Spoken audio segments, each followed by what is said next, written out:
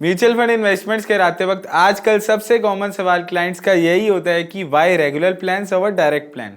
जैसा कि हम में से कई लोग समझते हैं कि डायरेक्ट प्लान का एक्सपेंस रेशियो कम रहता है as compared to regular plan, तो इसलिए डायरेक्ट प्लान किसी भी म्यूचुअल फंड स्कीम का ज़्यादा रिटर्न ऑफर कर पाता है।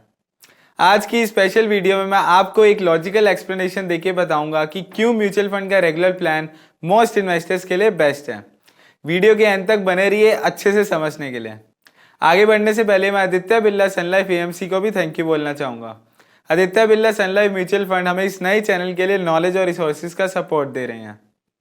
मेरा नाम है अक्षित गिरोत्रा और आप देख रहे हैं जेड फंड शाला।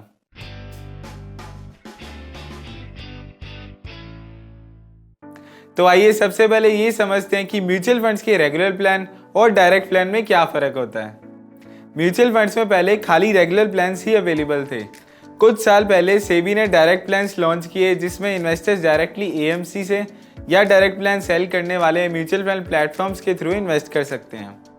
डायरेक्ट प्लान्स के केस में म्यूचुअल फंड डिस्ट्रीब्यूटर या फाइनेंशियल एडवाइजर इन्वेस्टर के साथ इन्वॉल्व होकर उनकी रिस्क प्रोफाइल को और उनके रिटर्न ऑब्जेक्टिव को समझ के म्यूचुअल फंड्स का पोर्टफोलियो रिकमेंड नहीं करते हैं, यानी the investor has to make all the decisions on his own. ये प्लान्स उन इन्वेस्टर के लिए सूटेबल हैं जिन्हें की मार्केट की अच्छी नॉलेज है और जो खुद से अपनी टारगेट एलोकेशन प्लान कर सकते हैं। ऐसे इन्वेस्टर्स जनरली अपना पर्सनल फाइनेंस खुद से मैनेज कर सकते हैं।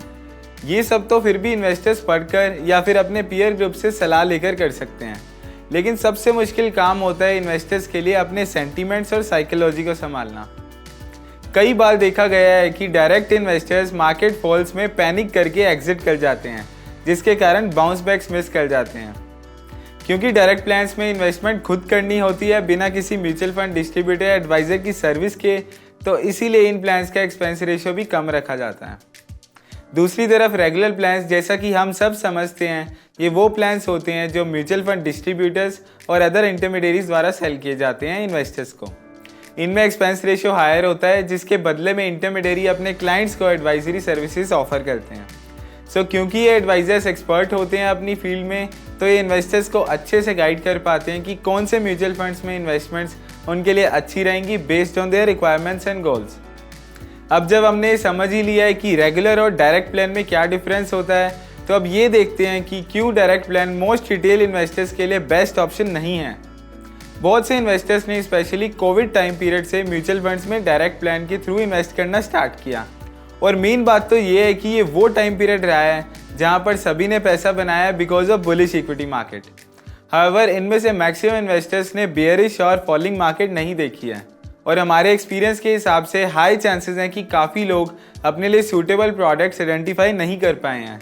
इसकी वजह से इन केस अगर मार्केट में डाउनटर्न आता है, जो कि इक्विटी मार्केट का ही एक हिस्सा है, तो कई इन्वेस्टर्स को अपने पोर्टफोलियो में इनटॉलरेबल लॉस भी देखना पड़ सकता है। आजकल बहुत सी पब्लिशिंग और कंटेंट प्लेटफॉर्म्स हैं ऑनलाइन जो कह रहे हैं कि इन्वेस्टर्स डायरेक्ट प्लान में इन्वेस्ट करके आधे से 1% तक के एक्स्ट्रा रिटर्न्स बना सकते हैं। हाउएवर वो ये फैक्ट इग्नोर कर देते हैं कि एक बुरा फंड उनके कैपिटल में 1% से कई ज़्यादा लॉस देकर जा सकता है। मोर ओवर जब आप एडवाइजरी सर्विसेज लेते हो तो ना सिर्फ आप आउट परफॉर्मेंस के चांसेस बढ़ा सकते हो, बल्कि आपके पोर्टफोलियो के रिस्क को भी मैनेज करने का ट्राई किया जाता है। आइए अब एक एक करके रेगुलर प्लान के बेनिफिट्स देखते हैं, जिससे आप अपने क्लाइंट को भी अच्छे से समझा पाएंगे कि कैसे वो एक्सपर्ट एडवाइजरी का फ़ायदा उठाकर मार्केट को आउट परफॉर्म कर सकते हैं। एक्सपर्ट एडवाइजरी सर्विस, जैसा कि हमने पहले डिस्कस किया, ऑब्वियसली क्लाइंट्स को रेगुलर प्लान्स के केस में एक एक्सपर्ट एडवाइजरी सर्विस मिलती है backed with good research. Z funds की बात करें तो जेड फंड से जुड़े सभी एडवाइजर्स को हमारी रिसर्च टीम द्वारा चुने गए बेस्ट फंड्स और उनके रिकमेंडेशंस और इनफैक्ट उनके स्पेसिफिक क्लाइंट्स के लिए बनाए गए पोर्टफोलियोज का एक्सेस मिलता है, जिससे वो अपने क्लाइंट्स के गोल अचीव करवाने में हेल्प कर सकते हैं। Helps to make disciplinary investments. जी हाँ, बिल्कुल एक एक्सपर्ट के साथ जुड़े होने से क्लाइंट की इन्वेस्टमेंट के डिसिप्लिन पर काफ़ी पॉजिटिवली फ़र्क पड़ता है। मतलब कि कभी मार्केट कंडीशंस को देखकर इन्वेस्टर्स अगर पैनिक करके डिसीजन लेने लगते हैं रिडम्पशन या एसआईपी कैंसिलेशन से रिलेटेड, तो उस समय पर उनका एडवाइज़र अच्छे से गाइड कर सकता है कि what should be their move depending upon current market conditions, और उनको सही समय पर रोक कर इन्वेस्टमेंट्स कंटिन्यू करने की सलाह दे सकता है, जिससे कि वे लॉन्ग टर्म में अपने डिजायर्ड कॉर्पस को अचीव कर पाएँ। Regular portfolio reviews. क्लाइंट अगर रेगुलर प्लान वाले रूट से जाते हैं तो वो रेगुलर पोर्टफोलियो रिव्यू सर्विस की फैसिलिटी का भी फ़ायदा उठा सकते हैं। म्यूचुअल फंड या किसी भी मार्केट लिंक इन्वेस्टमेंट की अगर बात करें तो आपको कोई भी एश्योरिटी नहीं दे सकता है कि एक बार सिलेक्ट किया गया पोर्टफोलियो हमेशा अच्छा ही परफॉर्म करेगा। हो सकता है कि सिलेक्टेड फंड्स में से कुछ फंड्स का पोर्टफोलियो ना अच्छा रहे, या इन्वेस्टमेंट स्टाइल चेंज हो जाए, या फिर फंड मैनेजमेंट टीम ही चेंज हो जाए। सो ये ज़रूरी रहता है कि टाइम टू टाइम इन्वेस्टर का पोर्टफोलियो रिव्यू किया जाए और देखा जाए कि क्या उनकी इन्वेस्टमेंट सही ट्रैक पर हैं और क्या वो क्लाइंट को उनका गोल अचीव करवा पाएंगी। Reduces the stress. ये तो बहुत ही सिंपल सी बात है कि अगर इन्वेस्टर का पोर्टफोलियो कोई प्रोफेशनल उनके लिए मैनेज करेगा तो ऑब्वियसली स्ट्रेस कम होगा। मोरओवर जब उन्हें एक NSM qualified mutual fund adviser मिलेगा तो ये अपने आप में ही रिलीविंग बात होगी कि उनका पोर्टफोलियो सही हाथों में है। Time saving.